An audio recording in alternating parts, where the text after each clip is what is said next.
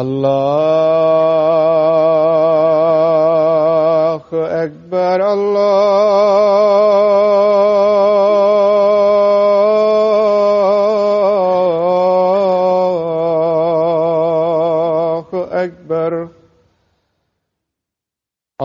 الله أكبر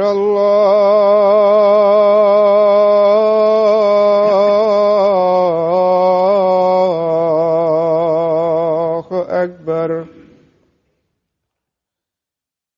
أشهد أن لا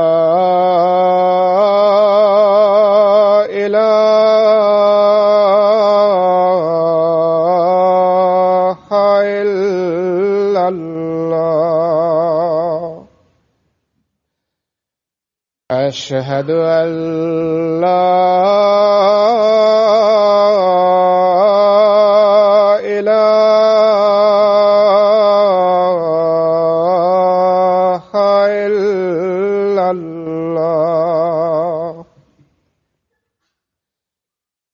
أشهد أن محمدًا رسول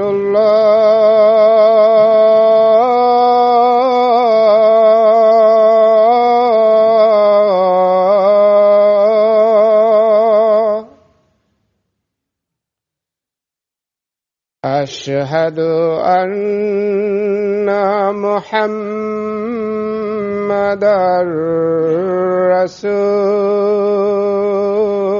رسول الله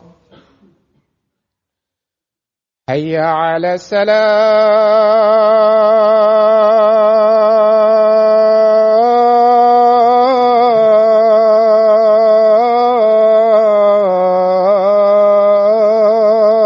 الصلاة حي على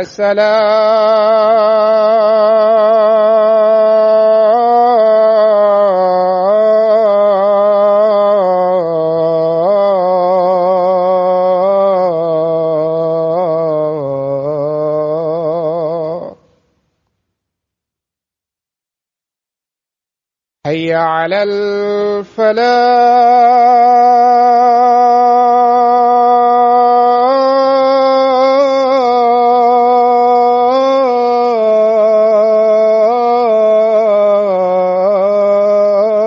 الفلاح حي على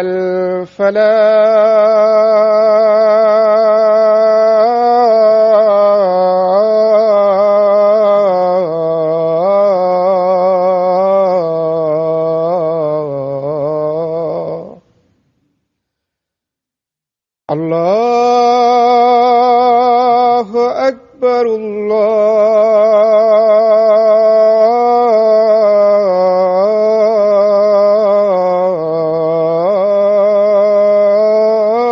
الله أكبر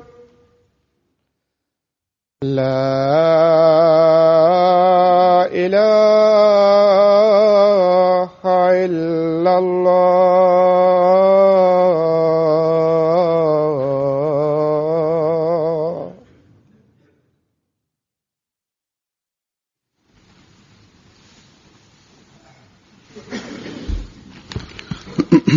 السلام عليكم ورحمة الله.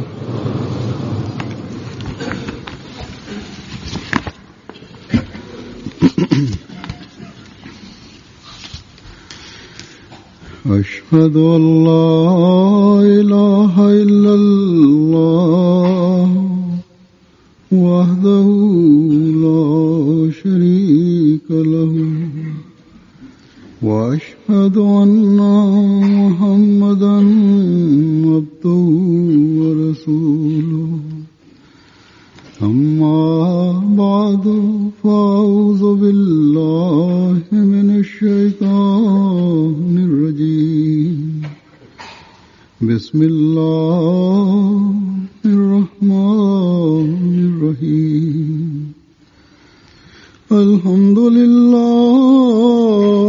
رب العالمين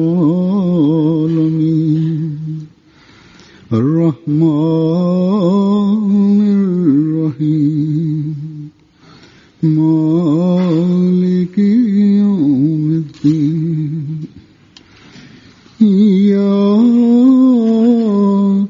نعبد وإياك نستعين اهدنا الصراط المستقيم صراط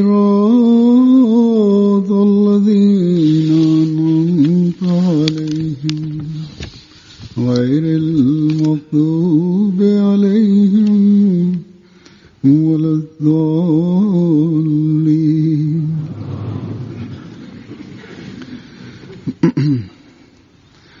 Allah Ta'ala के फजल से अगले जुमे से इंशाअल्लाह जलसा सालाना यूं के शुरू हो रहा है। जलसा शुरू होने से बहुत पहले जलसे का काम शुरू हो जाता है।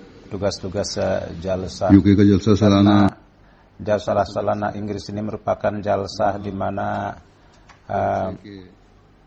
selain dengan untuk beberapa hari dengan mempersiapkan persiapan yang sementara dibuat penduduk yang sementara. Di sana di Pakistan dibuat dapur umum secara permanen. Beberapa dapur umum dibuat di sana, begitu juga tempat akomodasi juga secara permanen itu dibuat. Sebelumnya ketika sekolah dan college itu merupakan milik jemaat, di sana ada tempat-tempat tinggal, tapi ketika pemerintah mengambil alih itu, maka dibuat tempat-tempat penginapan yang lain. Itu karena jumlahnya sangat besar. Itu ada dibuat kemah-kemah dan tempat tinggal secara sementara. Selain itu juga penduduk Rabuah juga mereka dalam jumlah yang banyak tamu-tamu itu mereka tempatkan di rumah-rumah mereka. Makanan-makanannya mereka ambil dari dapur umum dan dari tempat-tempat lainnya.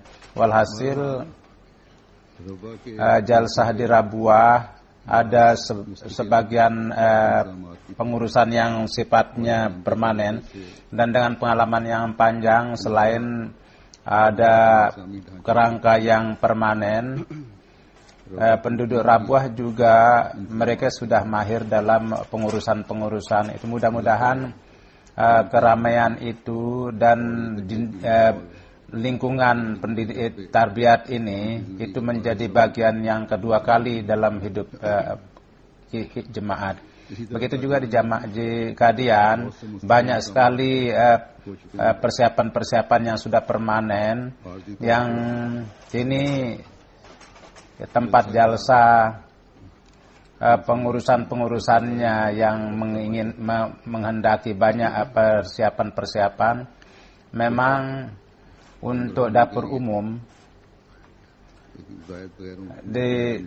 jadi kita mengambil karyawan-karyawan, pekerja-pekerja dari luar untuk memasak roti, untuk memasak sebagai tukang juru masak.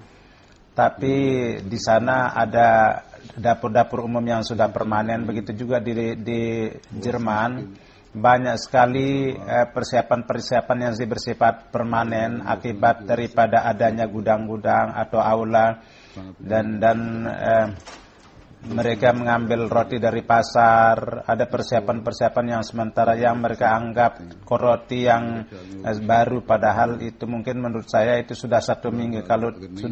Kalau tidak ada, maka orang-orang Jerman itu menyampaikan kepada saya karena mereka itu sangat cepat sekali. Begitu juga pengurusan jalsa-jalsa di jemaat dunia yang lain, tapi jemaat Inggris, jadi akibat daripada keberadaan khilafat di sini menjadi jalsa internasional. Dari tahun yang lalu, mulai dari alif sampai ya, A sampai Z, semua kepengurusan itu merupakan pengurusan yang sementara.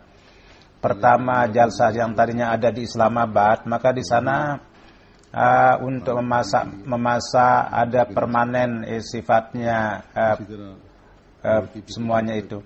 Dan roti pun juga, yakni untuk memasak roti itu bisa dipenuhi dari itu. Tapi di Hadikatul Mahdi ketika jalsah ini sudah pindah dan mulai di sini, maka dari 2-3 tahun yang lalu makanan pun juga dimasak di dapur umum yang sementara, karena dalam membawa makanan dari Islamabad itu ada kesulitan, dan roti dimasak di sana dan ada juga bagian yang dibeli di pasar. Tetapi walhasil terjadi kesulitan pada waktu itu. Oleh karena itu dengan kecamatan di sini diupayakan supaya kita secara permanen di Hadikatul Mahdi itu dapat izin untuk membuat dapur, karena dengan membuat tenda-tenda yang merupakan dapur sementara itu sangat ada kesulitan, dan kadang-kadang ada kesulitan juga, berbahaya juga dari beberapa segi.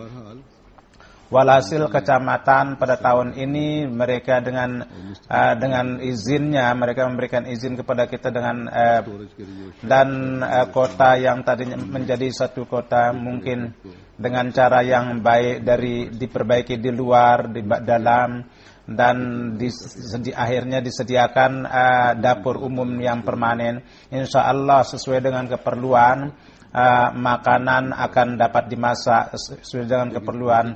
Tapi masalah roti, ketika saya menarik perhatian mereka kepada ini, maka para pengurus, maka sebagaimana sesuai dengan kebiasaan diambil dari pasar atau dimasak di Islamabad baru dibawa kemari, itu saya katakan berilah mesin baru, dan akibat daripada pengeluarannya dan pemeliharaannya. Tapi ketika saya mengatakan bahwa markas akan beri uang, maka mereka pun agak berani dan mereka membeli. Jadi dengan karunia Allah Subhanahu wa taala dari Libanon dibawa mesin dari sana, dan dari Pakistan teman kita yang dia pun juga setelah sampai di Lebanon membawa mesin itu dan dia pasang di sini, dan kini dia mengambil waktu untuk itu di Kadian, dan dia di pengalaman di Rabuah dan di Kadian memasang mesin juga. Oleh karena itu dengan cara yang sangat baik pekerjaan itu dapat terlaksana. Kini dari segi dapur di Hadikatul Mahdi pemeliharaan pengawasan itu, persiapan itu insya Allah untuk roti dan untuk masak makanan telah menjadi persiapan yang permanen di Hadikatul Mahdi ini. Walhasil kita berterima kasih kepada kecamatan yang telah memberikan izin. Tetapi kini pun juga keistimewaan ini masih tegak untuk jalsa dibandingkan dengan jalsa-jalsa lain di dunia. Banyak sekali persiapan-persiapan yang sementara, dan sangat sulit masih untuk mempersiapkan penduduk yang 30.000. Misalnya untuk tempat tinggal, akomodasi, mengenai jalan. Itu satu hal tertentu kita buat jalan-jalan kecil yang dibentangkan, dan kemudian untuk tempat tinggal dibuat tenda-tenda, dan kemudian untuk pemberian makan, kemudian masalah-masalah yang lain itu pun masih ada sekarang. Walhasil Insya Allah tiba saatnya nanti ketika masalah ini pun akan terpecahkan dan tidak jauh lagi bahwa kota sementara ini bisa akan menjadi kota permanen untuk Jemaat Ahmadiyah. Saya katakan bahwa ini persiapan yang sementara untuk membuat persiapan yang sementara dan pekerjaan yang banyak sekali itu dikerjakan oleh wakari amal gotong royong. Dan beberapa hari yang lalu saya pergi ke Hadikatul Mahdi, maka di sana pada saat itu pun juga selain orang-orang itu yang sesudah adanya mesin roti di situ dan mereka sibuk dalam anak-anak, orang dewasa, mereka sampai untuk pekerjaan tugas-tugas mereka masing-masing. Dan pada persiapan jalsa itu 1 minggu sebelumnya mereka berusaha untuk melaksanakan dalam arti yang terbaik. Saya di sini pun juga ingin jelaskan bahwa tugas untuk membuat roti pun juga tidak dibuat oleh perusahaan dari luar, bahkan semua pekerjaan ini dikerjakan oleh relawan kita dan para teknisi kita dan juga karyawan-karyawan yang lain. Mudah-mudahan Allah memberikan ganjaran kepada mereka. Standar di sini pun juga sedemikian rupa, di mana untuk memenuhinya itu sangat penting sekali. Tidak seperti India dan Pakistan bahwa apa yang diinginkan dikerjakan atau tidak ada pemeriksaan. Jadi ada pekerjaan sementara atau ada hal-hal mendasar. Setiap dasar itu dicek di sini. Lembaga pemerintahan datang kemari untuk mengecek apakah pekerjaan sudah dimulai atau tidak, jadi dengan karunia Allah Subhanahu wa taala untuk mesin roti syarat-syaratnya itu sudah dengan standar mereka itu sudah didapatkan dan izin sudah diperoleh. Maksud saya untuk mengatakan ini adalah bahwa akibat daripada persiapan yang sementara dibandingkan dengan tempat lain itu diperlukan kerja keras, dan dengan karunia Allah Subhanahu wa taala relawan Ahmadi dengan penuh semangat mereka mengerjakan pekerjaan ruh ini, yakni memberikan waktu untuk jemaah, merupakan keistimewaan orang Ahmadi, ciri khas orang Ahmadi dalam setiap perkara. Orang-orang Ahmadi memberikan pengorbanan mereka, yakni untuk kalau dia dokter, kemudian insinyur, dan mereka dalam berbagai bidangnya mereka memberikan waktu mereka. Selain itu juga dalam tugas-tugas jalsa sepanjang tahun pekerjaan ini berjalan. Jadi ini merupakan ciri khas warga jemaat bahwa di sini banyak tugas-tugas yang dikerjakan oleh relawan kita. Khususnya sepanjang tahun akibat daripada pendidikan tarbiyat yang panjang, menghormati tamu di Ahmadi, orang-orang Ahmadi merupakan ciri khasnya di dunia ini. Laki, perempuan, anak-anak, semuanya pada hari-hari jalsah mereka dengan penuh semangat memberikan penghormatan mereka, dan tanggung jawab apapun yang diberikan kepada mereka dalam melaksanakan itu mereka sangat dengan penuh semangat mereka melakukan itu. Dan hendaknya memang seperti itulah yang hendaknya. Karena tamu jalsa adalah merupakan tamu Hazrat Masih Maud alaihi salatu wassalam. Seolah-olah pelayanan terhadap tamu merupakan akhlak luhur dan merupakan agama juga. Di sini juga saya ingin beritahukan bahwa Hazrat Masih Maud alaihi salatu wassalam, jadi apa standar penerimaan tamu Hazrat Masih Maud, pelayanan tamu terhadap Hazrat Masih Maud, supaya standar atau mutu kita itu menjadi tambah maju. Pada satu hari beliau tidak sehat, beliau sedang istirahat, ada satu orang tamu datang, maka pesan disampaikan kepada beliau dan beliau bersabda bahwa saya berpikir bahwa tamu pun juga mempunyai hak, memiliki hak. Mereka datang di sini dengan susah payah, oleh karena itu saya untuk menunaikan hak ini saya datang keluar. Jadi hari ini pun juga Ini standar inilah yang Hazrat yang standar untuk tamu-tamu Hazrat Masih Maud diperlukan ditegakkan hari ini juga. Karena penerimaan tamu yang diberikan kesempatan kepada kita untuk melakukan pelayanan tidak hanya sekedar tamu, bahkan untuk tujuan agama. Mereka merupakan tamu yang melakukan perjalanan kemari. Mereka datang kemari pada 3 hari jalsah supaya mereka mendengar sabda-sabda Allah dan Rasulnya. Mereka datang supaya kerohan mereka menyediakan sarana pendidikan agama mereka. Mereka datang kemari supaya di antara mereka terjadi cinta kasih dan penegakan nizam khilafah. Banyak sekali tamu-tamu juga yang dengan susah payah mereka datang kemari. Sebagian dari mereka dalam kondisi yang sangat baik, mereka tinggal di rumah mereka. Di sini mereka datang, lalu di sini dari segi sarana-sarana duniawi kemudahan terlihat sangat susah. Tapi mereka pun juga ada sebagian orang miskin, tamu-tamu itu.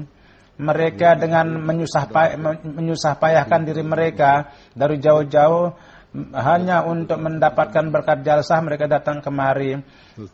Hazrat Masih Maud dengan mengucapkan labbaik kepada suara Hazrat Masih Maud, mereka datang kemari untuk bertemu dengan khalifah, dan mereka datang untuk ingin mendengar suara khalifah. Kini mungkin dengan sungguhnya jemaat MTA sudah mendekatkan dunia Ahmadiyah, tetapi tetap saja lingkungan jalsah itu mempunyai lingkungan yang terpisah, yang tersendiri. Jadi hendaknya kita jangan memahami bahwa dewasa ini apa kesulitan yang dilakukan oleh para tamu. Kadang-kadang ada orang tua, mereka kendati banyak penyakit, mereka datang kemari dan mereka melakukan perjalanan. Sebagaimana saya katakan, mereka meninggalkan kesenangan mereka di rumah demi untuk agama. Mereka melakukan perjalanan, mereka tidur di tenda dan mereka memilih untuk makan makanan yang sederhana.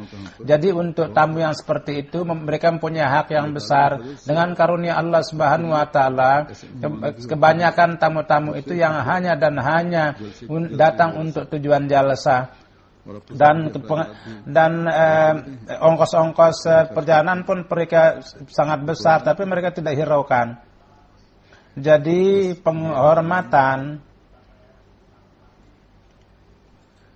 yang harus kita lakukan itu adalah merupakan kewajiban kita kepada para tamu. Ini merupakan tamu yang layak dihormati, yang niatnya adalah untuk mencari keredaan Allah dan Rasulnya. Hazrat Masih Maud alaihi salatu wassalam di satu kesempatan berkenaan dengan tamu, beliau menasihati tamu bahwa lihatlah bahwa banyak sekali tamu-tamu datang, sebagian kamu kenal dan sebagian kamu tidak kenal. Oleh karena itu sangat layak bahwa semuanya kamu layanlah mereka sebagai wujud orang-orang yang layak dihormati. Saya sangat berprasangka baik kepada kalian bahwa kalian memberikan kebahagiaan kepada para tamu, dan hormatilah mereka dengan baik. Jadi apa yang merupakan tamu Masih Maud dan datang untuk tujuan agama, yang niatnya adalah untuk mencari keredaan Allah Subhanahu wa taala, maka kemudian kita dengan penuh perhatian hendaknya persangkaan baik Hazrat Masih Maud alaihi salatu wassalam itu kita harus penuhi dengan cara yang baik. Dan untuk setiap tamu, gejolak di dalam hati kita untuk penghormatan kepada mereka itu hendaknya ada. Dan di dalam hati kita hendaknya senantiasa memperhatikan bahwa tamu itu mempunyai hak, di mana ada tugas-tugas kita harus berusaha menunaikan hak itu, bahwa setiap karyawan itu ada gejolak itu dalam hati mereka, supaya persangkaan baik Hazrat Masih Maud itu dapat kita penuhi, dan kita layak mengatakan bahwa wahai Masih Tuhan dan wahai Rasul Allah, pencinta sejati Rasulullah sallallahu alaihi wasallam, kami setiap nasihat Tuhan itu kami pun kini memenuhi itu. Dan sebagai seorang Ahmadi, Inilah yang diharapkan dari mereka. Dan perjalanan yang dalam perjalanan 100 tahun itu tidak melalaikan kita, anak-anak kita pun juga, dewa laki perempuan kita, mereka untuk menunaikan tanggung jawab mereka sedapat mungkin mereka itu melaksanakan tugas-tugas, dan insya Allah mereka akan terus lakukan.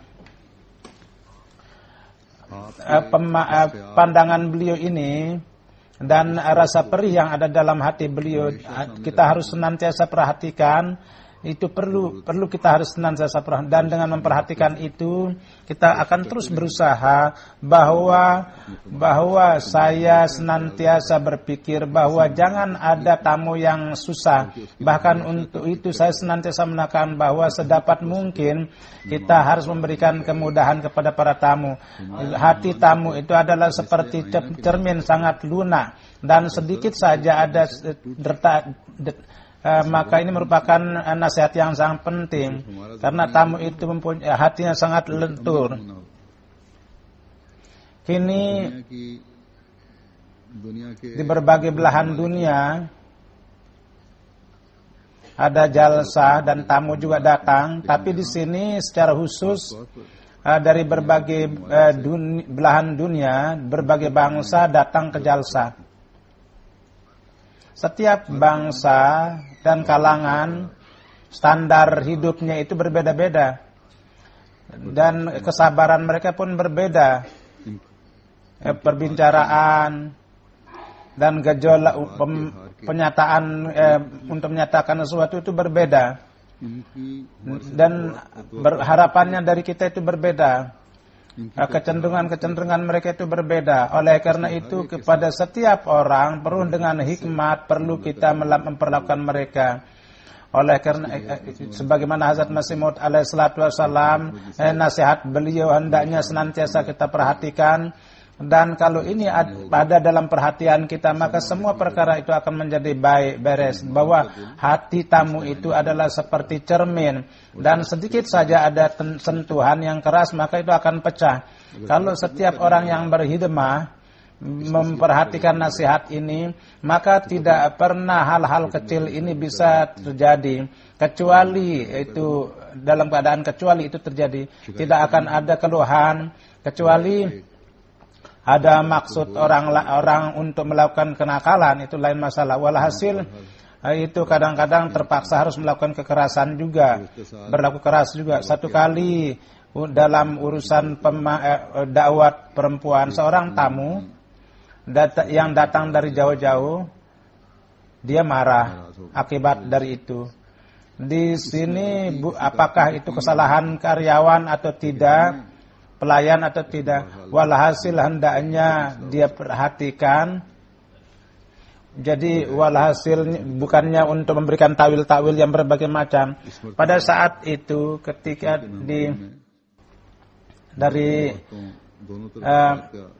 perlu memperhatikan laki tamu laki dan laki perempuan, jangan ada yang mengalami kesusahan, karena mereka itu merupakan tamu dari luar negeri. Sebagaimana saya telah katakan, semuanya itu adalah tamu. Walhasil dalam bidang ini saya telah menasihatkan, jadi saya telah melakukan perubahan ini saya robah pengurus itu, dan kebanyakan dari anak-anak Waqfino yang saya masukkan di sini, dan dengan karunia Allah Subhanahu wa taala ini pun juga merupakan anugerah dari Allah, bahwa banyak sekali orang-orang yang wakaf itu sudah sampai kepada umur yang mereka siap untuk melakukan tugas-tugas mereka. Dan ada juga persiapan-persiapan yang sementara. Saya mengharapkan bahwa standar ini tahun ini menjadi lebih bagus.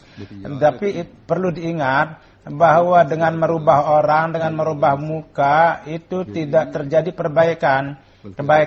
Bahkan kita harus berdoa kepada Allah Subhanahu wa taala bahwa supaya karunia Allah senantiasa beserta kita, dan kita melakukan pekerjaan itu dengan kita menjadi orang yang melakukan pekerjaan dengan cara yang terbaik yang Tuhan inginkan dari kita, dan kita memohon taufik dari Allah Subhanahu wa taala.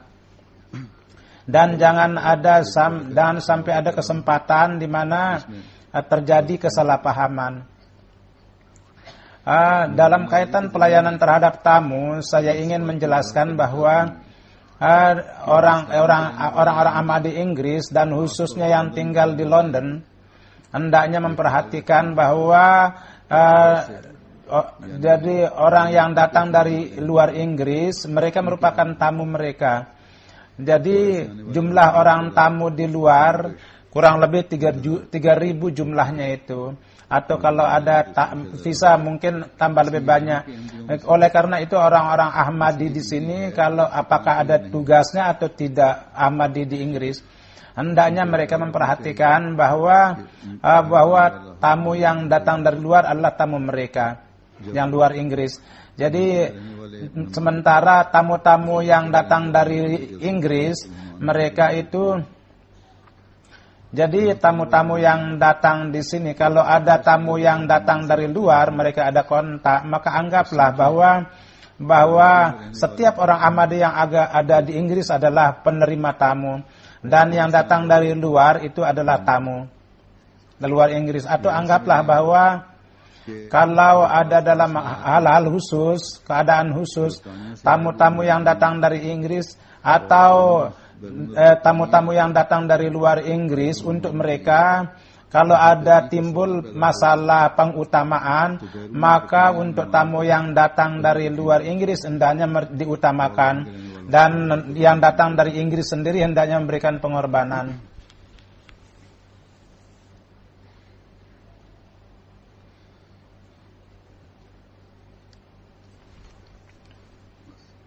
Jadi hendaknya senantiasa diperhatikan bahwa dalam kondisi-kondisi khusus, dalam keadaan menjadi tamu pun mereka sebagai pelayan juga. Jadi ini bukan hanya pekerjaan orang yang bertugas, bahkan pemahaman itu perlu dikembangkan. Pemikiran itu perlu dikembangkan, dan dengan memperluas itu kita kepada diri kita, jadikan diri kita sebagai orang yang memberikan pengorbanan, maka dengan demikian akan lahir lingkungan yang sangat cantik, indah. Dan ketika kita melihat hadis, maka terpikir oleh kita bahwa bukannya menjadi tamu, jadikanlah diri kalian sebagai penerima tamu. Dan di dalam sebuah hadis bahwa menerima tamu itu merupakan ciri tanda dari orang yang beriman. Dalam sebuah hadis Rasulullah bersabda bahwa barang siapa yang beriman kepada Allah dan hari akhirat, maka hendaknya menghormati tamu. Seolah-olah dalam kata-kata lain bahwa penghormatan orang yang tidak menghormati tamu, mereka pada hari kiamat, artinya mereka lemah dalam iman mereka pada hari kiamat. Jadi manakala Hazrat Masih Maud alaihissalatu wassalam berkali-kali menasihatin kita untuk menerima tamu dengan cara baik, maka sesuai dengan anjuran Rasulullah sallallahu alaihi wasallam dan sesuai dengan firman Allah. Oleh karena itu kita dalam iman kita harus kita ciptakan keteguhan. Kemudian dalam sebuah hadis Rasulullah sallallahu alaihi wasallam memperlakukan saudara dengan wajah ceria dikatakan sebagai kebaikan yang besar. Jadi 3 hari ini, di dalam ini kita dapat dilakukan kebaikan-kebaikan yang beraneka ragam. Jadi menerima tamu dengan ceria itu merupakan kebaikan yang sangat besar, dan itu terjadi kesempatan yang berbeda-beda. Jadi terjadi untuk para tamu dan juga para pelayan, khususnya yang memberikan bertugas, para pelayan, pada relawan itu, mereka pun juga dalam ikatan satu dengan yang lain dalam berbicara. Mungkin karena capek, kadang-kadang manusia itu menjadi kesal, namun tetap hendaknya berwajah ceria. Dan para pemimpin juga hendaknya memperlakukan dengan wajah yang ceria. Untuk karyawan, para relawan, mereka Kadang-kadang ada tempat-tempat yang khusus, ada tempat-tempat yang khusus untuk makan, kadang-kadang untuk para pemimpin-pemimpin, kadang-kadang di sana minum air, kadang-kadang marah. Ini hendaknya jangan marah seperti itu.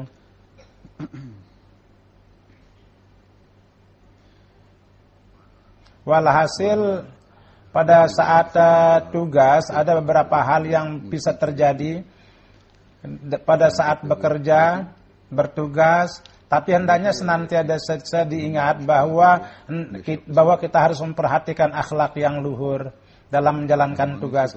Dan terjadi hal-hal yang kalau di antara kita memperlihatkan akhlak-akhlak yang luhur di antara kita, maka lingkungan kesan kepada tamu pun akan bagus dan lingkungan itu menjadi tambah cerah ceria, dan tamu yang datang dari luar kesannya itu akan menjadi sangat baik nantinya. Dan begitu juga kita sendiri, kita akan meningkatkan dalam kebaikan-kebaikan kita dan kita menjadi orang yang meraih keridaan Allah Subhanahu wa taala. Dan hal ini hendaknya diingat bahwa setiap orang yang bertugas, setiap karyawan, setiap relawan menerima tamu bukan merupakan satu kebaikan, bahkan Hazrat Masih Maud alaihi salatu wasallam bersabda bahwa yang beliau sebutkan bahwa Rasulullah sallallahu alaihi wasallam bersabda bahwa ini merupakan hak tamu, dan Allah Subhanahu wa taala dalam menunaikan hak-hak itu, Allah Subhanahu wa taala apa yang dia firmankan di satu tempat, dia berfirman wa atizal qurba haqqahu wal miskina wa ibnas sabil wala tubazzir tabzira. Dan kepada orang kerabat itu berilah hak mereka, dan orang miskin, orang musafir, dan janganlah kamu berlebih-lebihan. Jadi ada 3 orang coraknya yang disebutkan di sini. Namun dalam topik hari ini saya berbicara mengenai orang-orang musafir. Musafir itu mempunyai banyak corak. Ya, orang yang berjalan demi untuk Tuhan, itu mereka itu merupakan musafir yang paling utama, yang sangat paling mujur. Di satu hadis dikatakan di mana Allah dan Rasulnya disebutkan di orang yang duduk di majelis itu, malaikat pun juga menyampaikan salam kepada orang-orang itu. Jalsah kita pun juga dengan karunia Allah Subhanahu wa taala merupakan majelis yang seperti itu, yang berzikir untuk Tuhan, dan untuk ikut serta dalam majelis itu orang yang berjalan itu datang kemari itu pun mempunyai kedudukan yang tinggi. Karena malaikat untuk mereka itu berdoa untuk mereka, malaikat. Jadi sangat mujur sekali nasib orang-orang mereka menghormati tamu-tamu yang seperti itu dan menunaikan hak mereka sebagai pelayan tamu. Dan haknya Allah Subhanahu wa taala tegakkan kepada mereka. Sesungguhnya yang menunaikan hak itu mereka tentu mendapat keredaan Allah Subhanahu wa taala. Dan apabila meraih keredaan Allah, apalagi orang mujur yang lebih dari itu. Jadi kalau kita renungkan bahwa ini merupakan nizam yang sangat unik dari jalsah itu, bahwa sesudah satu kebaikan, pintu kebaikan yang lain itu menjadi terbuka. Jadi sebagaimana sebelumnya pada awal saya katakan, ruh pengorbanan itu setiap orang yang berkhidmat hendaknya memahami, hendaknya memperhatikan itu. Apakah kendati dia melakukan dengan pengorbanan, hendaknya dia diciptakan kebaikan lebih baik lagi. Jangan berpikir bahwa jemaat yang meminta mari kita bekerja, bukan seperti itu. Jadi Sadr Hudamul Ahmadiyah telah mengatakan bahwa harus kita gotong royong, mari kita datang. Jadi Sadr Lajnah mengatakan mari kita gotong royong, ikut serta. Tidak, bukan seperti itu. Bahkan maksudnya adalah untuk mencari keridaan Allah Subhanahu wa taala. Rasulullah sallallahu alaihi wasallam, di seorang sahabat Rasulullah sallallahu alaihi wasallam, bagaimana demi untuk keredaan Allah mereka melayani tamu dan mereka menunaikan hak tamu. Salah satu contoh saya kemukakan di dalam riwayat ini, kita banyak sering membaca dan kita dapatkan pelajaran dari itu, bahwa Hazrat Abu Hurairah radhiyallahu taala anhu menerangkan bahwa seorang musafir datang kepada Rasulullah sallallahu alaihi wasallam. Beliau memanggil bahwa bawalah makanan untuk tamu, maka katanya istri beliau mengatakan selain air tidak ada. Maka Rasulullah sallallahu alaihi wasallam berkata kepada sahabatnya bahwa untuk makanan tamu ini siapa yang menyediakan? Maka seorang Ansor mengatakan saya menyiapkannya Rasulullah. Maka dia datang ke rumah dan mengatakan bahwa Rasulullah untuk tamu Rasulullah sallallahu alaihi wasallam siapkanlah. Maka tamu istrinya mengatakan hari ini hanya untuk anak makanan itu. Maka Ansor itu mengatakan siapkanlah makanan, nyalakanlah lampu, dan ketika tiba saat untuk anak makan maka tidurkanlah mereka. Maka istrinya menyediakan makanan dan menyalakan lampu, dan anak itu dibiarkan tidur dalam keadaan lapar. Maka dan ketika dia lampu itu dimatiin, maka dia duduk dengan tamu dan dia zahirkan seakan-akan dia pun makan. Maka dia tidur dalam keadaan lapar. Maka ketika Ansor itu hadir, maka Rasulullah sallallahu alaihi wasallam tersenyum bahwa akibat daripada malam kamu itu Allah pun juga tertawa. Dengan perbuatan kamu Tuhan itu sangat senang. Pada kesempatan itu turun ayat wa yusiruna ala anfusihim walau kana bihim khassasah wa hum yukashuhana ulaika humul muflihun. Bahwa orang mukmin yang mulis ini dia mengutamakan orang lain supaya mereka itu lapar sendiri, dan barang siapa menyelamatkan diri dari kebakilan, mereka itulah yang sukses. Dari perhatikanlah betapa besar pengorbanan. Jadi menidurkan anak dalam keadaan lapar lalu memberikan tamu makan. Jadi hari ini dengan karunia Allah Subhanahu, mungkin ada yang seperti itu kondisinya, dan secara khusus untuk tamu jemaat kondisi yang seperti itu tidak ada yang jadi tamu yang itu mereka telah memberikan pengorbanan untuk mereka, itu pun tamu jemaat. Mereka datang untuk tujuan agama. Mereka tamu yang datang di hadapan Hazrat Masih Maud alaihi salatu wassalam. Mereka dengan menegakkan contoh-contoh seperti itu, kita telah diberikan bagaimana pentingnya penerima tamu. Tamu yang merupakan tamu Rasulullah sallallahu alaihi wasallam itu mempunyai kedudukan yang sangat besar, dan hari ini tamu pencinta sejati Rasulullah sallallahu alaihi wasallam, kepada mereka pun Allah memberikan kepentingan. Jadi setiap orang yang bekerja hendaknya memperhatikan pentingnya akan hal ini. Jadi lihatlah, kendati ini merupakan kezaliman bahwa anak dibiarkan lapar, tidur dalam keadaan lapar, tapi pengorbanan ini merupakan contoh yang sangat luar biasa yang telah ditegakkan oleh keluarga itu. Jadi dengan senang dan ada yang terpaksa. Jadi anak ini pun juga Allah Subhanahu wa taala telah sebagaimana jelas dalam ayat ini, anak itu dihormati, bahwa orang-orang yang seperti itu dimasukkan dalam orang-orang yang muflihun. Dan siapa yang memperoleh kemenangan, jadi dari itu dapat diketahui muflih atau orang yang menang adalah yang berkembang, yang memperoleh kesuksesan, yakni kebaikan, orang-orang yang mendapatkan keinginan baik mereka. Oleh karena itu mereka mendapat kebahagiaan dan memperoleh setiap kebaikan, dan secara permanen semua kebaikan, kondisi kebaikan-kebaikan itu mereka tetap tinggal di dalamnya. Mereka mendapatkan kehidupan yang tentram, memperoleh penjagaan yang permanen.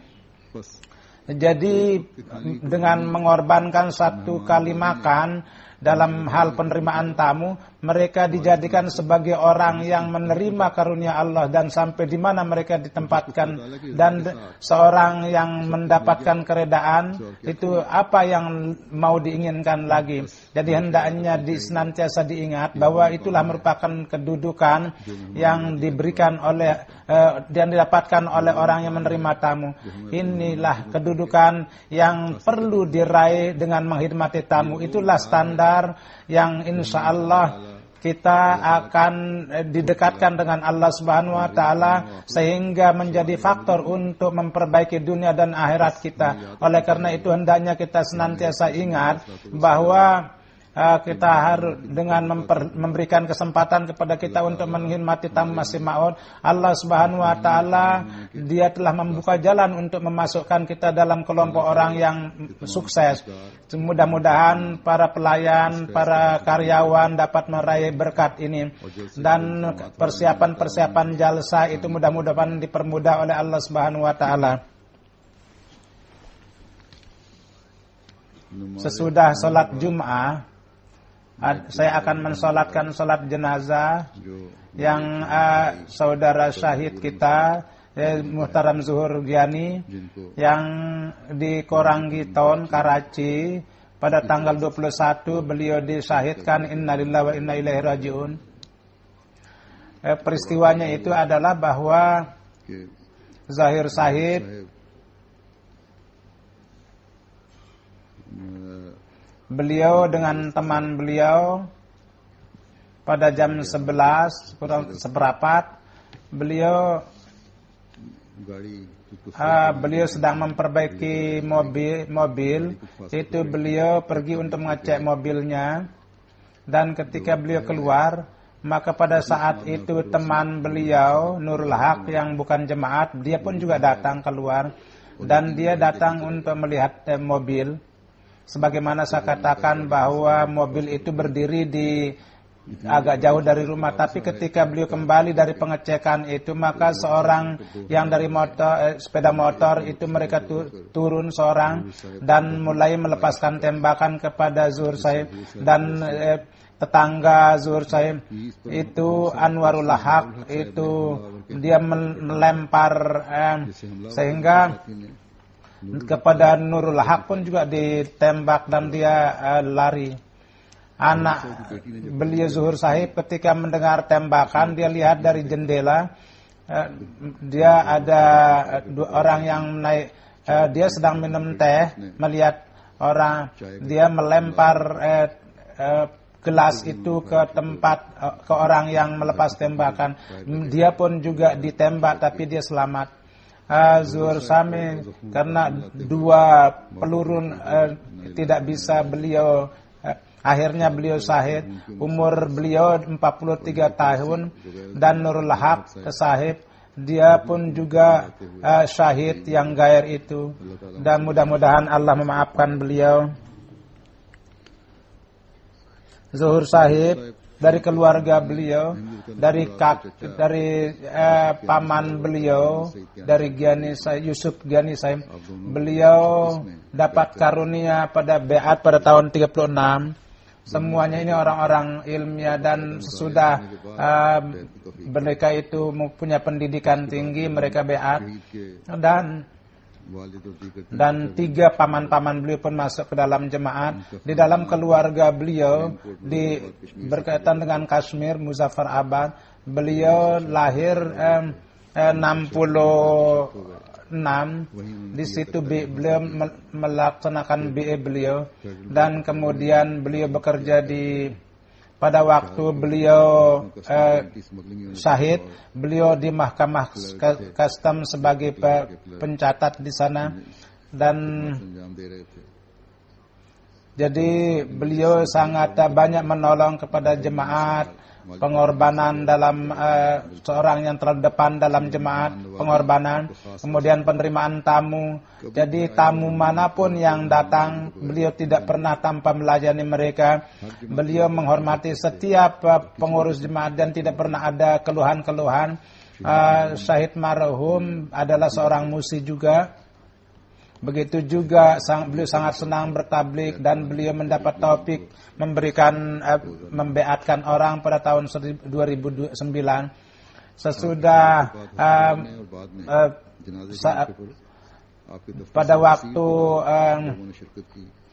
pesolat, banyak sekali orang-orang yang datang, dan ketika beliau wafat banyak dari kantor beliau itu yang datang juga. Mereka itu menangis menyebutkan bahwa Syahid sangat bagus sekali dalam hal pekerjaan. Kalau beliau marah, maka selalu menekankan untuk bersabar. Jadi pimpinannya sendiri mengatakan bahwa Zuhur katanya adalah dia itu tentara kami yang sangat, dia dalam waktu yang singkat dia sudah menjadikan kami sangat mencintainya. Jadi mertua beliau mengatakan bahwa beliau ini seorang yang sangat menyenangkan hati setiap orang, dan di semua keluarga beliau apapun yang diperlukan beliau pasti menolong, dan kepada yang bukan keluarga pun beliau selalu berikan pertolongan. Dengan ikatan dengan anak-anak pun dengan penuh kasih sayang, dan beliau memperhatikan dan beliau selalu memperhatikan pendidikan anak-anak. Istri beliau mengatakan bahwa Allah Subhanahu wa Ta'ala memberikan hati begitu bagus, mungkin untuk tujuan itulah, untuk syahid inilah beliau diberikan hati yang begitu baik. Beliau tidak pernah menghardik anak-anak, dan ketika beliau wafat, ketika sesudah penyerangan, ketika beliau keluar dan beliau melihat, maka dia melihat saya dalam keadaan luka, maka seakan-akan mengucapkan selamat tinggal ketika beliau menyerahkan diri beliau di hadapan Allah. Beliau tidak pernah mengatakan apa-apa kepada anak. Kalau ada khutbah saya datang, maka selalu beliau mengatakan kalau tidak mendengar khutbah beliau marah. Kenapa tidak mendengar khutbah? Jadi beliau memperlakukan anak itu dengan kasih sayang.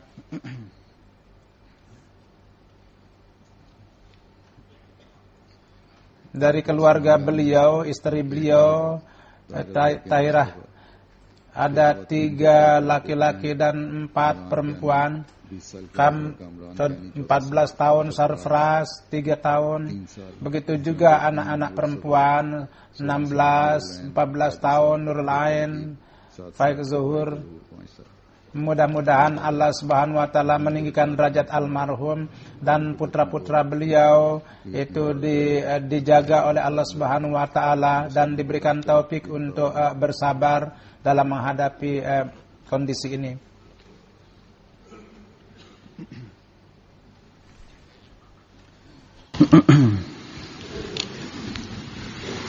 Alhamdulillah nahmaduhu wa nasta'inuhu wa nastaghfiruhu wa nu'minu bihi wa natawakkalu alayhi wa na'udzu billahi min shururi anfusina wa min sayyiati a'malina. من يهده الله فلا مضل له ومن يضلل فلا هادي له ونشهد أن لا إله إلا الله ونشهد أن محمدا عبده ورسوله. عباد الله رحمكم الله إن الله يأمر بالعدل والإحسان وإيتاء ذي القربى وينهى عن الفحشاء والمنكر والبغي يعظكم لعلكم تذكرون. اذكروا الله يذكركم وادعوه يستجب لكم ولذكر الله أكبر.